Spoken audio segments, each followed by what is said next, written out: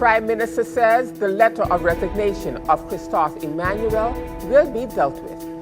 MP Claudius Mancamper questions Minister of VSA on illegal dismissals. And Minister of VSA says talks are underway for the COVID-19 vaccine. Those are the headlines for Wednesday, December the 9th, 2020.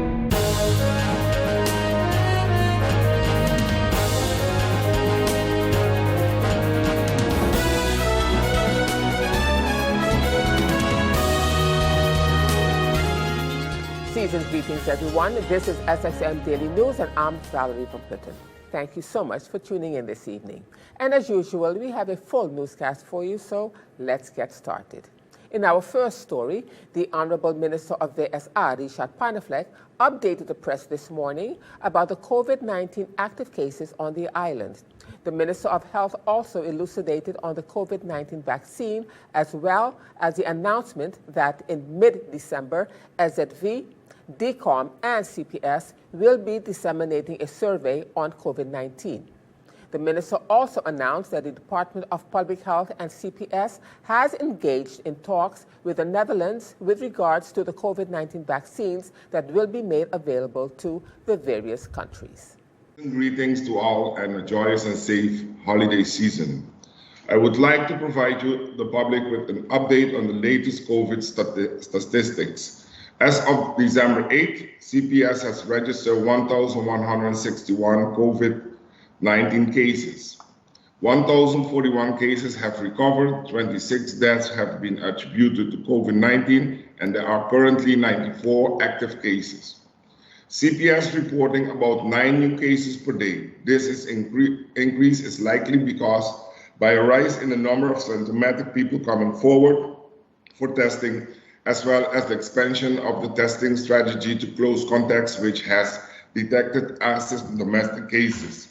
I commend persons who have contacted CPS and continue to urge persons to come forward and call your general practitioner or CPS if you are experiencing any symptoms. As we have seen over the course of the outbreak on St. Martin, this can affect anyone, and there is no shame in coming forward. While I understand that everyone wants life to go back to pre-COVID times, especially with the holiday seasons, the reality of the matter is that if cases continue to increase, we will need to ensure that our healthcare capacity and that of essential frontline staff are not burdened once again. I am urging everyone to follow the advice of CPS if they are placed in quarantine or isolation to remain at home. CPS is seeing a poor compliance to the measures, and I take this opportunity to remind the public that quarantine and isolation are interventions meant to help protect the public by preventing exposure to people who have or may have COVID-19. Everyone needs to do their part to keep our cases low. SZV, DCOM, and CPS are working together to disseminate a survey to the general public about COVID-19. This survey will be launched in mid-December, and the results will be used to inform a comprehensive communication strategy. I encourage everyone to take the time and complete the survey once it is launched. Over the past couple of weeks, the Department of Public Health and CPS have engaged in conversations with the Ministry of Health, Welfare, Sports in the Netherlands and with those departments of the other countries, Aruba and Curacao. This is according to the vaccines that will be available to the communities of the Kingdom countries. There was again a full country consultation of the Kingdom with the subject vaccine. That is the consultation between the ministers of Curacao, Aruba, St. Martin, and the State Secretary, Paul Blokhuizen from the Netherlands, which is in part of the agreement with, that the vaccines by 2021, early in part of the 2021, will be rolled out, which is part of the agreement with the Netherlands that they will keep providing the vaccine and the materials needed that the vaccines will be available. CPS and the public health are in the process of developing a vaccination strategy, and once more information is known, this will be communicated to the public in a timely manner. I would hereby like to end by reminding all to wash your hands, keep your distance, and wear a mask when in public places. And as we continue now, Prime Minister of St. Martin, the Honorable Sylvia Jacobs, also gave an update on where she is in her talks with her counterparts in the Netherlands regarding liquidity support. The Prime Minister said that although discussions are ongoing and intense, she is hoping that an agreement can be reached within short. And although it is not the best vehicle for liquidity support to be done in this manner, it is basically a pass station to have further discussions on the entity. As the general public may be aware, the government of St. Martin has been in ongoing discussions and negotiations with the Ministry of Interior Relations and Foreign Affairs, BZK, to discuss the conditions for liquidity support. The meetings have been quite intense indeed, and although there are still pending agreements concerning a few of the remaining open points, I expect that we can come to an agreement within short.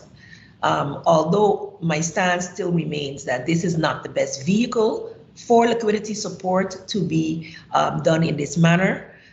It is basically a pass station to have further discussions on the entity, as Curacao and Aruba had already agreed, and it is being vetted or perused by the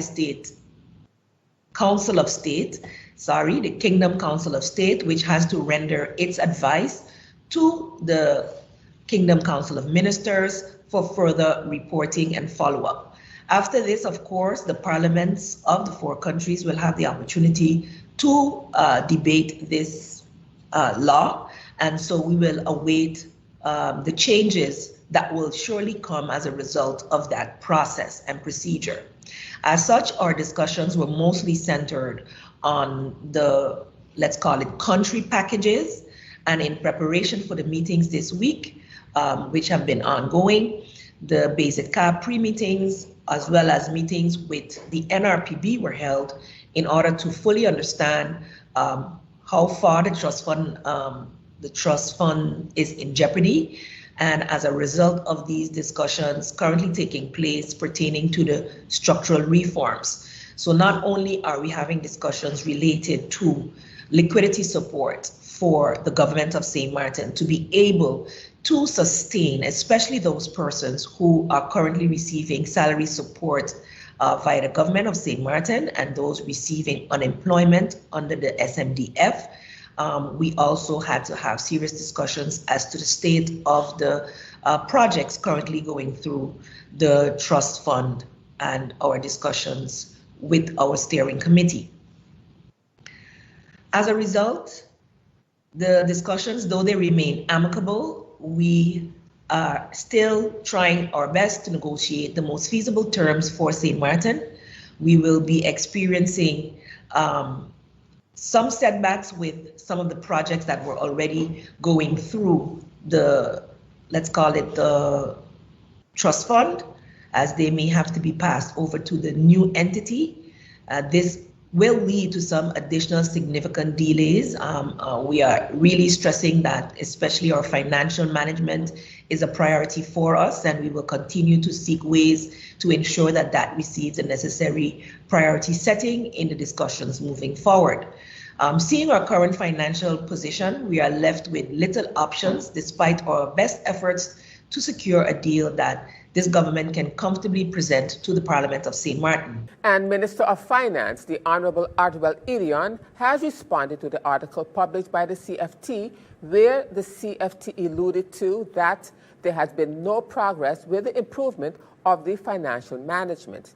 The minister said that they have constantly been making adjustments and working with every fair request made by the Netherlands via the CFT. He expounded further.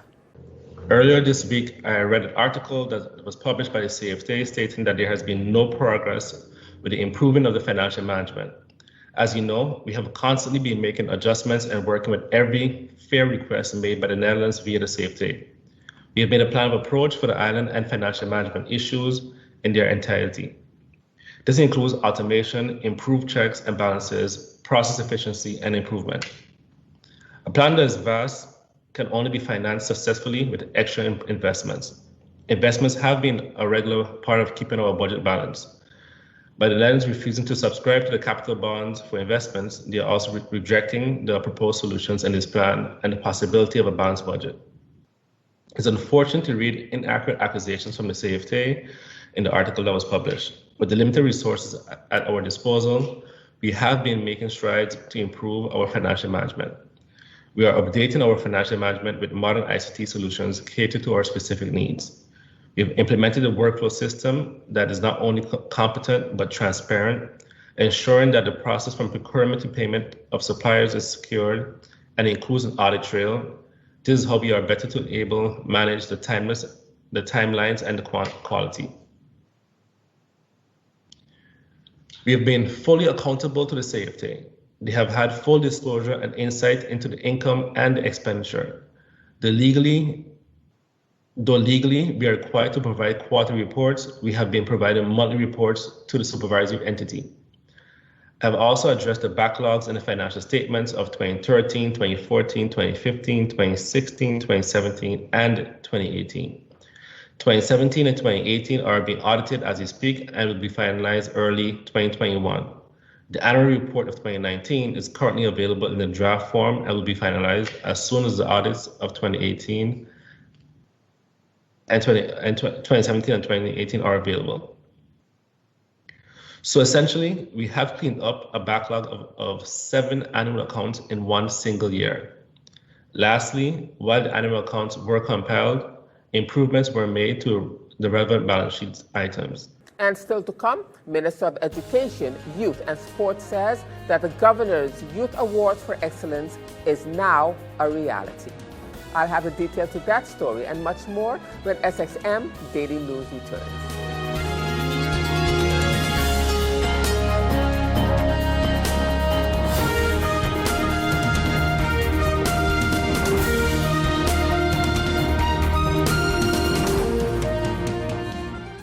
GEBE has been faithfully serving the communities of St. Martin, powering your home and our economy.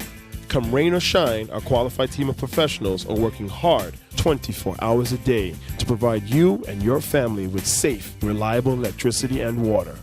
We use the latest technologies and test our products daily to maintain the highest international standards.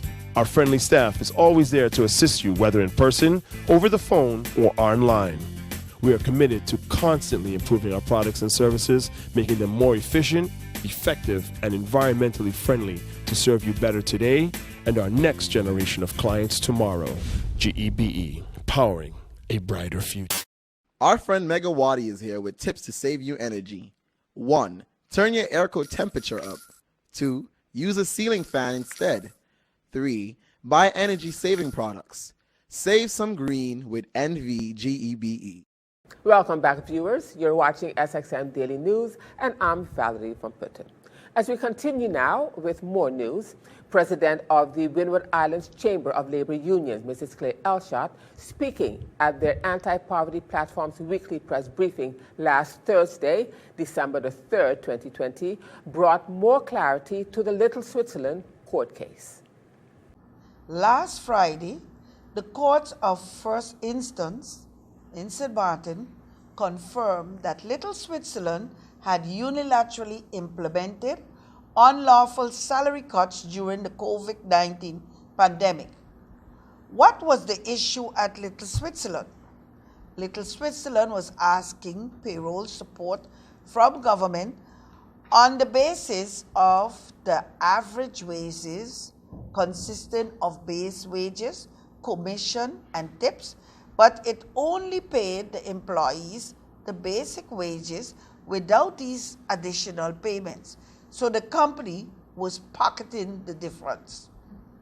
In the summary proceedings, the workers claimed their due wages from July the 1st, 2020 up to and including September the 30th, 2030, with a 50% increase and statutory interest. In the verdict, the court ruled that the workers' claim could be permitted. However, the legal increase was moderated to 10%. As the unsuccessful party, the employer, was ordered to pay the legal costs. Little Switzerland Holding Company, World's Gifts Import, BV, had pleaded to reject the workers' claim based on the company's severe financial issue. The judge gave the following consideration for his verdict for the workers to get 100% paid and 10% late payment charges. Meanwhile, Member of Parliament of the United St. Martin Party, USP, Claudius Tonja-Bancamper, on Tuesday posed a number of questions to the Minister of Labour, Richard Panafleck, in regards to the number of recent complaints by employees whereby a number of illegal dismissals are taking place by employers. The Member of Parliament stated in his letter to the Minister that as a result of the challenges we face from COVID-19, the country is now confronted with numerous complaints of labor abuse against employees at a number of companies, such as Little Switzerland and the Towers at Mullet Bay, just to name two. The Member of Parliament spoke to our news department. That are happening in the field of labor that caught my attention and is a serious cause for concern. Look, COVID has done a lot of harm to the economy of St. Martin and to the job market in particular on the island. Cruise tourism has suffered a serious blow. Tourists coming to the island have suffered a serious blow due to COVID. So yes, there are concerns, there are problems with the hotels and with the stores, but the problem I'm having is we have a procedure in this country anchored in law. When you want to dismiss somebody, you ask for permission, permission is granted, the dismissal can take place, and you pay the premiums that you still owe these persons. That is the law. What is happening now is that businesses are just simply shutting down, giving the people a letter at the end of the month and tell them, you're hereby informed that you're dismissed. Or they're not even telling them anything, just shutting down shop and answering anybody, not doing anything. So those people find themselves in a totally different position because they're not even dismissed.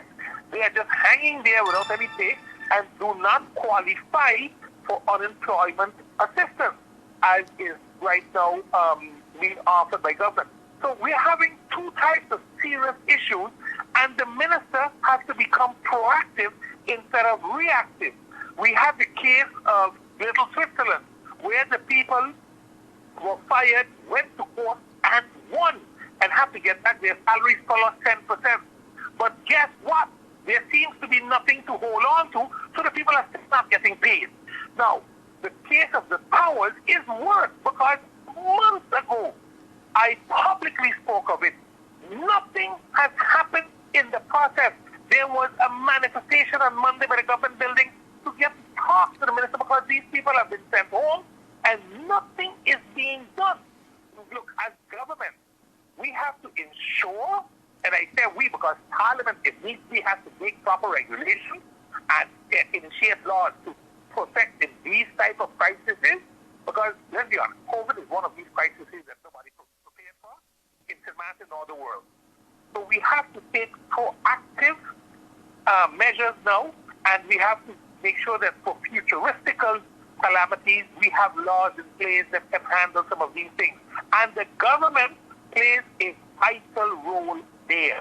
You cannot solve the COVID problem overnight, but you can ensure that everybody adheres to the rules and regulations. And maybe we have to create emergency legislation that will create a crossover of 3 to 6 months where we can work out things.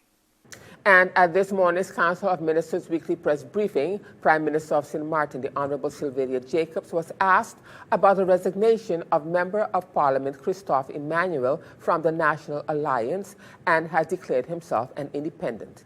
The Prime Minister said that the letter was received over the weekend and it will be dealt with. The letter was received, I believe, on Monday or during the weekend by our party board and will be held dealt with as such. I am not at liberty to discuss what the board, how the board will deal with this. The meeting or the discussions that we talked about that would happen happened. Subsequent meetings were supposed to take place, which did not, and as such, there was nothing to report at that time. So a response will be sent to the Honorable MP as expected. And in other news, Minister of Education, Youth and Sport, Dr. Randers Rodolph Samuel, says that the Governor's Youth Awards for Excellence is now a reality. The awards were held last evening, and the minister expounded further. The Governor's Youth Award for Excellence, established by His Excellency the Governor, Dr. Randers Eugene Holiday, is now a reality on St. Martin. Yesterday evening, the Governor's Youth Award for Excellence ceremony took place at the Bel Air Community Center. His Excellency the Governor awarded 4 young persons between the ages of 13 and 19 with the awards for awareness to the environment, for excellence in the area of art, for excellence in the area of academics. A panel of judges proposed the young persons from throughout the community of St. Martin to the Governor. The award for the environment went to Miss Sarah Bawani. The award for academics went to Miss Rija Baharani Kemjandani, while Mr. Nigel Alexander Adriana was awarded for excellence in academics, and Mr. Roy Angel Clarence Boseman received the award for the area of arts. As Minister of Education, Culture, Youth and Sports, I would like to congratulate Sarah, Rija, Nigel, and Roy Angel with the achieving of the awards, and I encourage them to continue excelling for St. Martin. I would also like to congratulate their families and their friends of these outstanding young people. I would definitely like to thank His Excellency Dr. Randers Eugene Holiday, Governor of St. Martin, for establishing this award, which I know will help in encouraging young people, the youth of St. Martin, to excel in whatever they are doing.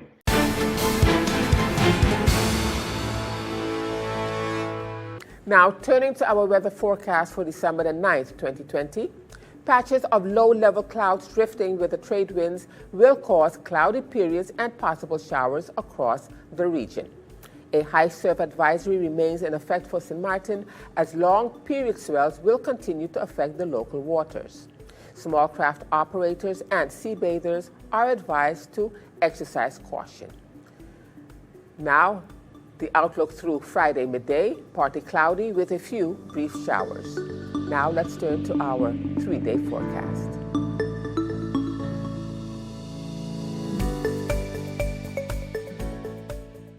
And still to come, Head of Customer Care at SZV explains the importance of having a personal SZV My Account. We'll have the details to that story and more when SXM Daily News returns.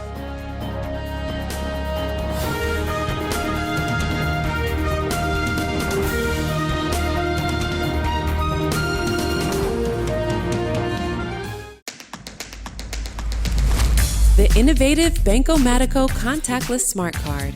Your Banco Matico smart card is now equipped with a contactless feature for payments, so get ready to tap and go.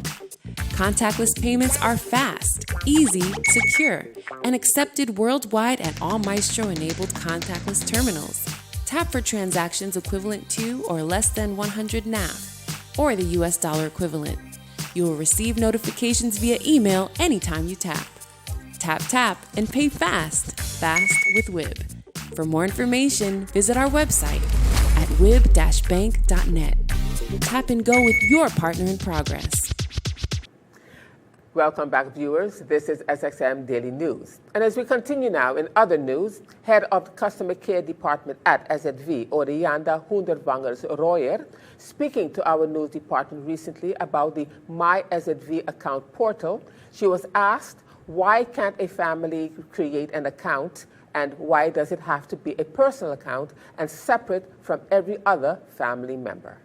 It's your personal view, and assuming anything would change in your personal situation, of course, you don't want to have to go through all the drama with it. And there are life events, so we within the portal, once someone can log in, they will see that they have life events. Right now, I think the only life event you see is when you registered for the portal, but eventually you can register different information there, like a marriage, a divorce, if you had a baby, etc. But it's really personal to that person. So in case, for different reasons of uploading information or assuming a married couple might split or whatever the case may be, it is asked that you register with your own personal email address. Of course, once you're in the portal, once someone has an account, they can log in and they can see the family members that they are linked to. So within your own portal view, you can see your information, not medical information. I think that's a misconception that some persons have.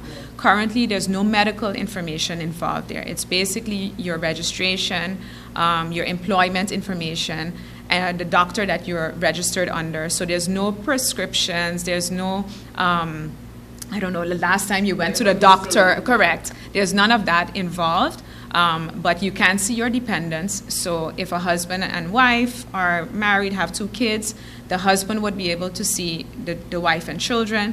The wife, let's say she's not working, for example, she also has to apply for her own My SZV portal, but within her portal view, she can also see her husband and the 2 kids, for example. And as we end this edition of SXM Daily News for this evening, in our continuing discussion with one of the charter members of the St. Martin's Lions Club, who will be celebrating 50 years on Saturday, December the 12th, 2020, we asked Mr. Frank Harnell, one of the remaining charter members, about some of the projects that they worked on as Lion members.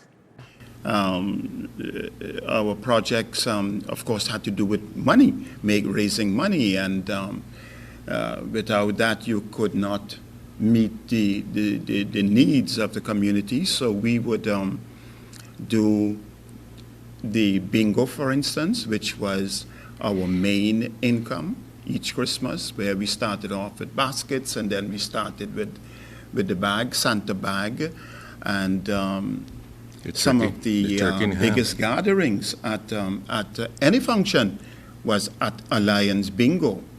Yes, we had bingos. We held many bingos, and we met at a long time for many years at Mullet Bay, where Lou worked at the time. Lion Lou was one of the people in top position at Mullet Bay, and he was able to get us around, and we would meet. You would probably recall they had this big mess hall on the beach area, right on the beach. And there's where we held bingos for a number of years until we moved to different places. The Sundial School, we held bingos. And then we were also on Bush Road there by Celebration Palace. And there might have been 1 or 2 other places. And then we had our sightseeing, our sight testing was a very important project of the Lions Club. And that particular eye testing project was done by what we used to refer to in those days as the Lionesses, the wives or partners of members of the Lions Club. And we did that in schools. They would go to the schools. You know, we had Dr. Jacobs, the late Dr. Jacobs, who was eye specialist. And he would lead that project and just put the Lionesses to work. And with that, viewers, it brings us to the end of this edition of SXM Daily News for this evening. I am Valerie Van Putten, thanking you so much for joining me this evening. And just a reminder that this and other programs are available online. Simply log on to stmartinmediacenter.com for viewing. And on behalf of the SXM Daily News team, we thank you so much for watching and plan on meeting you right back here again tomorrow.